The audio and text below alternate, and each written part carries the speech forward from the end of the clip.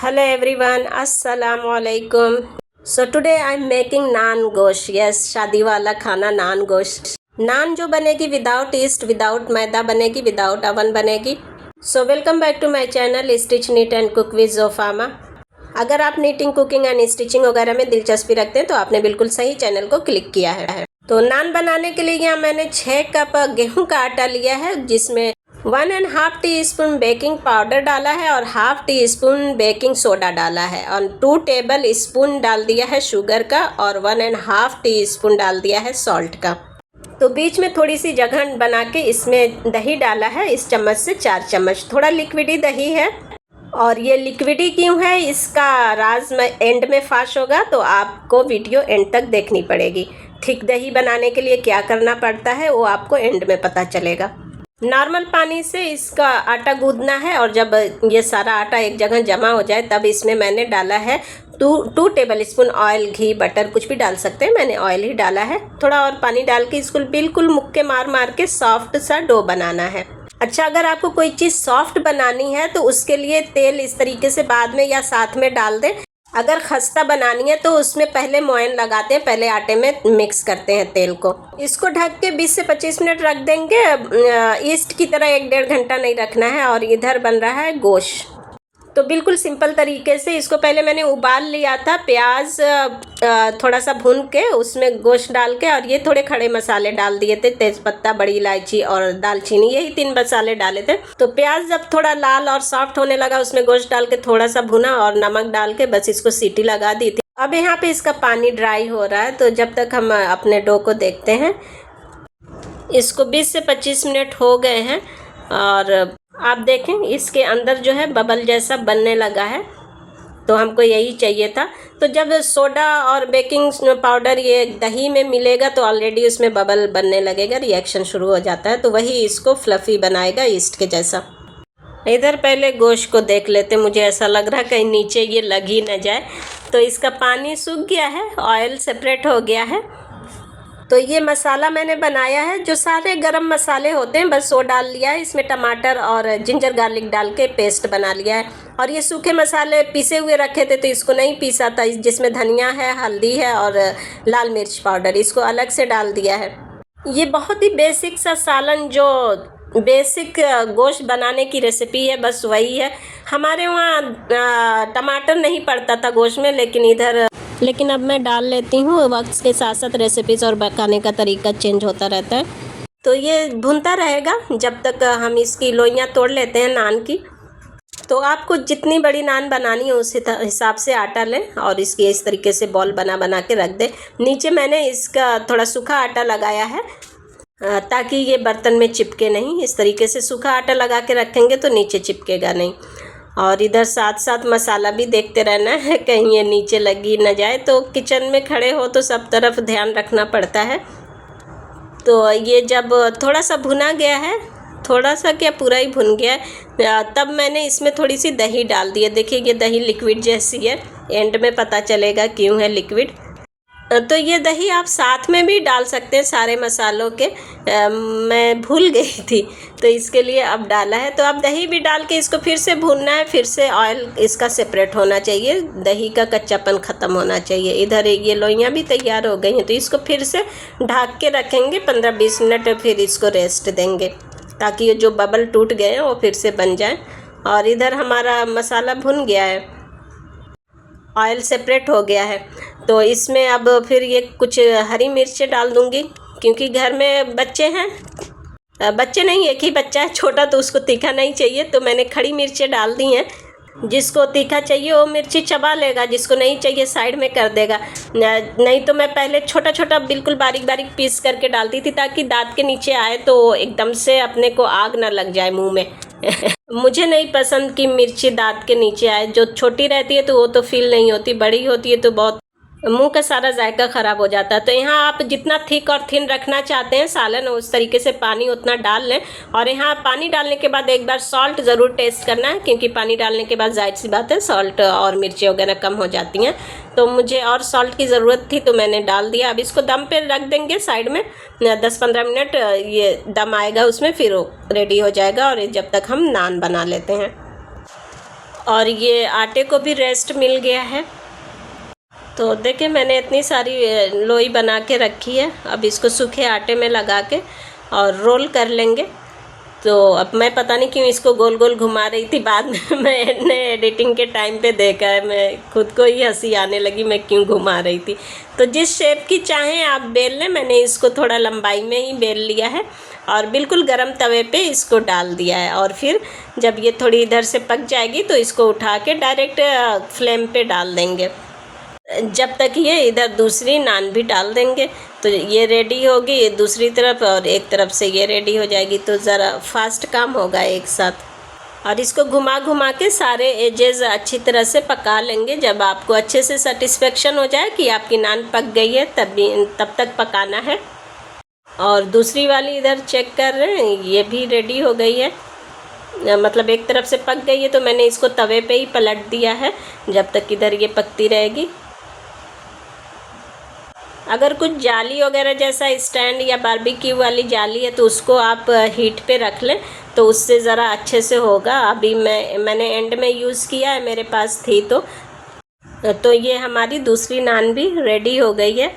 और ये direct heat पे मतलब फ्लेम पे पकाने से ना इस पे चारकोल का इफ़ेक्ट आता है, उसका टेस्ट आता है, तो बिल्कुल बाज़ार जैसी नान रखती है।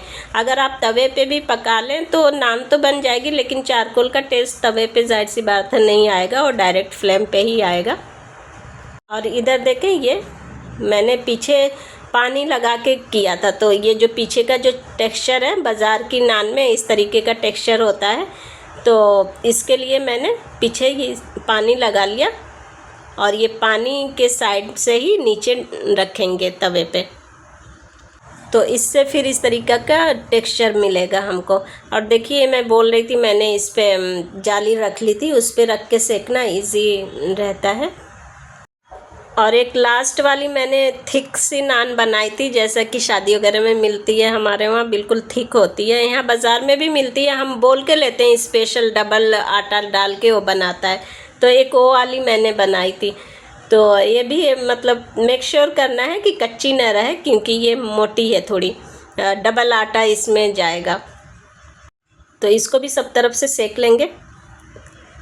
और हमारी सारी नान रेडी हो गई है। अब इसके ऊपर जो फ्लेवरिंग करना चाहें आप करें, बटर गार्लिक और घी वगैरह, जो भी जिस तरीके से मैंने बटर गार्लिक नान बनाई है, रेसिपी है उसकी चैनल पे, लिंक आपको मिल जाएगा डिस्क्रिप्शन में, आप वहाँ देख सकते हैं। या फिर कुकिंग बेकिंग के नाम से प्ले लिस्ट है, आप वहाँ क्लिक करेंगे तो आपको बहुत सारी रेसिपीज़ देखने को मिलेंगी। तो हमने खा पी लिया, खाना हो गया सबका, तो इतनी नान बच गई है। अभी ये गर्म है तो इसको मैं साइड में रखूँगी, जब ठंडा हो जाएगा तो जिप लॉक में डाल के इसको फ्रिज में रख दूंगी। और ये सालन भी हमारा बच गया। तो बचा हुआ जो सालन है ना, मेरी कोशिश होती है मैं ऐसे बर्तन में रखूं कि उसमें ही मैं डायरेक्ट फिर हीट पे रख के गर्म कर सकूं। अगर मैं इसको प्लास्टिक का तो खैर है नहीं मेरे पास, ग्लास कंटेनर में रखूँगी तो फिर मुझे उसको गर्म करने के लिए अलग बर्तन में निकालना पड़ेगा, क्योंकि मेरे पास माइक्रोवेव नहीं है और एक्स्ट्रा बर्तन धुलने का मुझे कोई शौक़ नहीं है। और ये हमने रात में नहीं, सॉरी, ये तो नान गोश्त रात में बना था। ये लंच में मसूर दाल की खिचड़ी बनी थी, तो इसको ही हमने चावल की जगह यूज़ किया था, फिर भी ये अभी और बच गई है। तो अगर इसकी रेसिपी चाहिए तो आप कमेंट कर सकते हैं। ये अपने आप में खुद एक पूरा मील है। हमने दोपहर में सिर्फ इसे ही खाया था, इसको आप चटनी से, दही से, अचार से कैसे भी खा सकते हैं। तो दोपहर का खाना हमारा ऐसे ही सादा सा ही होता है। और अब आई है क्लीनिंग की बारी। तो ये चूल्हे को ज़रा डीप क्लीनिंग की ज़रूरत पड़ गई है, क्योंकि दूध बॉयल हुआ था मतलब वो गिर गया था, तो नीचे उसका भी सब जमा पड़ा है, तो वो भी साफ़ करना पड़ेगा। नहीं तो मैं अक्सर रात में तो ऐसे ही ऊपर से ही साफ़ कर देती हूँ। अक्सर ऐसा इतना डीप क्लीनिंग की कम ही ज़रूरत पड़ती है मुझे। तो जो कपड़ा था ना, मैंने गीला करके नीचे रख दिया है, ताकि वो जो दूध सूखा हुआ है वो सॉफ्ट हो जाए, तो उसमें कपड़े में मैं लपेट के हटा लूँगी। बहुत ज़्यादा पानी बहाने की ज़रूरत नहीं पड़ेगी। तो नीचे से भी साफ़ कर दिया इसको अच्छे से। और एक बार गीले कपड़े से पोंछने के बाद ना, ये सूखे कपड़े से जब पोंछेंगे ना तो अच्छी सी शाइन आ जाती है। तो सारी चीज़ों को फिर से उनकी जगह पे रख दिया। और मेन मिशन तो इधर है अभी तो जब तक मैं ये बर्तन धुलती रहूँगी उससे पहले मैं यहाँ पे चाय चढ़ा देती हूँ। तो यहाँ पे बन रही है ग्रीन टी, जिसमें कि फ्लेवरिंग के लिए मैंने हनी और लेमन डाल दिया है। और ये जब चाय बॉयल होगी 2 मिनट बस इसको बॉयल करना है, जैसा कि इसका इंस्ट्रक्शन लिखा रहता है पैकेट पे, वही मैं फॉलो कर लेती हूँ। और इसको छानने के लिए थोड़ी देर आप इसको रेस्ट देंगे, 2 मिनट नहीं 30 सेकंड तक। तो ये नीचे बैठ जाएगी, तो आपको स्ट्रेनर की ज़रूरत नहीं पड़ेगी। और ये मैं बता रही थी, जहाँ से आप इसको पकड़ते हैं वहाँ उसके सामने से चाय निकालेंगे ना तो ये टेढ़ा मेढ़ा नहीं होता, नहीं तो ये स्लिप हो जाता है, एक तरफ को झुक जाता है और गिर जाता है कुछ भी आप निकाल रहे हैं। तो अब आ जाते हैं अपने असली मिशन की तरफ। सो बर्तन सब धुल गए। और ये जो ब्रश होता है इस तरीके का, ये कॉर्नर साफ़ करने के लिए काफ़ी अच्छा होता है। ये स्क्वायर या रेक्टेंगल शेप का ये जो सिंक होता है, इसके कॉर्नर्स में बहुत ग्रीस वगैरह जो हम बर्तन धुलते हैं तो वो जाती है, उसकी वजह से मोल्ड जमा होने लगता है वो, तो इससे ज़रा अच्छे से साफ़ हो जाता है। अगर हम सिर्फ स्क्रबर से करते हैं ना तो वो एजेस में नहीं जाता, ये ब्रश ज़रा एजेस में घुस के सफाई करता है तो काई नहीं लगती है। और बरसात अभी मुंबई में ज़्यादा ही हो रही है तो हर जगह ही काई लग जाती है। ये ब्रश बहुत काम की चीज़ है। और अभी देखिए पानी चला गया है हमारा, तो पानी का फ़्लो काफ़ी कम हो गया है, तो अलग से ये कप का यूज़ करना पड़ता है मुझे, नहीं तो हाथ से ही मार देती हूँ तो इधर उधर पानी चला जाता है, किसी बर्तन का यूज़ करना नहीं पड़ता। और ये जो किचन के सब कपड़े थे ना, इसको मैंने गर्म पानी में पका लिया है, इसमें लेमन डाल दिया था, लेमन के जो छिलके यूज़ करने के बाद बचते हैं वो डाला था। और ये काफ़ी गर्म है, इसको मैं अभी नहीं धुलूँगी, बाद में धुलूँगी, अभी काफ़ी हाथों को गर्म लग रहा है। तो इधर अब ये मेरी चाय बन रही है, जिसमें कि जाता है ज़ीरा और ये सौंफ और ये रही अजवाइन, ये तीनों चीज़ें मिला के अच्छे से पका लेंगे। तो 1 कप ये जो बड़ा वाला कप है उससे पानी और 1-1 चम्मच टी स्पून हो जाएगा सब मसाले। और मैं ये दिखा रही थी, ये रोटी बनाने के बाद ज़मीन वाइप करना बहुत ज़रूरी है। देखिए इतनी सारी नीचे जो सूखे आटे गिरे होते हैं, तो अगर नहीं वाइप करेंगे तो पैरों में लग के फिर ये बिस्तर पे जाएंगे। अगर घर में आप चप्पल नहीं पहनते, हमारे वहाँ नहीं पहनता है कोई, सिर्फ मैं ही पहनती हूँ, ज़रा प्रॉब्लम हो रही है मेरे पैर में, इसके लिए मैं पहनती हूँ। तो ये सारी डस्ट जो है आपके बिस्तर पे जाएगी और आपका बिस्तर गंदा होगा। तो यहाँ टी भी रेडी हो गई हमारी, और इसको फिर से मैंने बुझा के थोड़ा रेस्ट होने दिया है, जब तक मैं दही जमा लूँगी। तो दही मैं बोल रही थी लिक्विडी क्यों है, जब आप इसमें जामन डालते हैं तो 3-4 जगह डाल के चम्मच को हिलाएं। अगर आपको ऊपर की मलाई नहीं छेड़नी है, अगर मलाई नहीं है तो एक जगह डाल के पूरा दूध हिला दें तो वो सब जगह पहुंच जाएगा। अगर सिर्फ एक कोने में डाल के छोड़ देंगे ना तो एक तरफ से दूध जमेगा और दूसरी तरफ का दूध फट जाएगा और उसमें कड़वाहट आ जाएगी। तो इसके लिए ज़रूरी है कि ये सारे दूध में जामन पहुँचे। तो इससे पहले वाली जो दही मैंने अभी सब जगह यूज़ की है, उसको मैंने आधी नींद में रात में उठ के जमाया था, बस एक ही जगह डाल के चम्मच हिला दिया था, तो एक तरफ से जमी है वो और दूसरी साइड से नहीं जमी थी, दूध फटा फटा सा हो गया था और उसमें काफ़ी हद तक कड़वाहट भी थी।